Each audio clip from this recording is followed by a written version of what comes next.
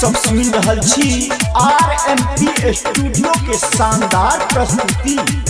RMP अपन लोग अपन गीत तोर जबी हमारा घर के बन जो दुल्हनिया गे छौरी देख तोर जबी हमारा घर के बन जो दुल्हनिया गे छौरी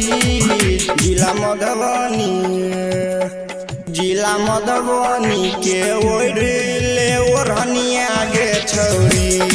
हमारा जिला के तू ओढ़ले ओढ़निया गे छौरी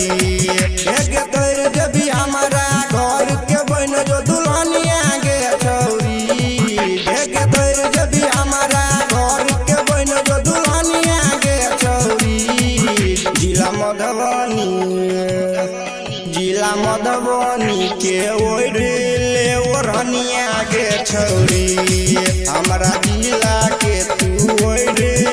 ओढ़निया गे छौरी।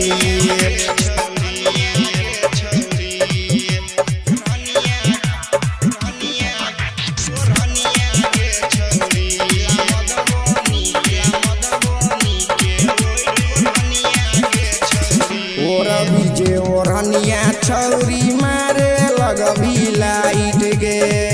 बर देगे पुर के छौरा देख तो चली टाइट गे ओढ़ी जे ओढ़निया छौरी मारे लगभी लाइट गे बर देगे पुर के छौरा देख तो चली टाइट गे कलुआही के देबो एगो तोरा निसनिया गे छौरी रही का के देबो एगो तोरा निसनिया गे छौरी जिला मधुबनी के ओढ़ले ओढ़निया गे छौरी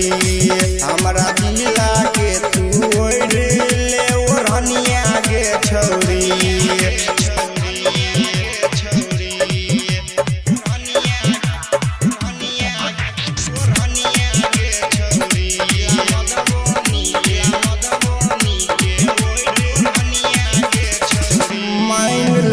छौरी पंकज पांडे के बतिया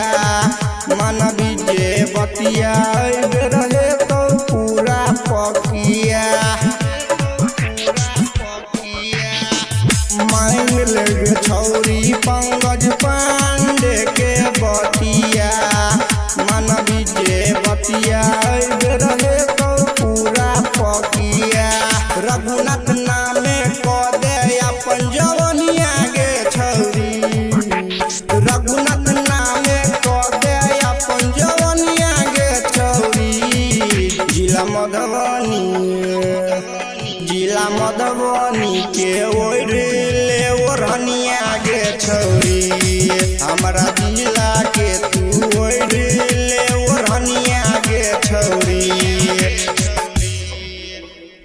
RMP स्टूडियो के लाल बटन दबाकर सब्सक्राइब करी संगे ही बेल आइकन के दबाना नहीं बिसरी ताकि अपने सबक समक्ष नव प्रस्तुति अभित रहे।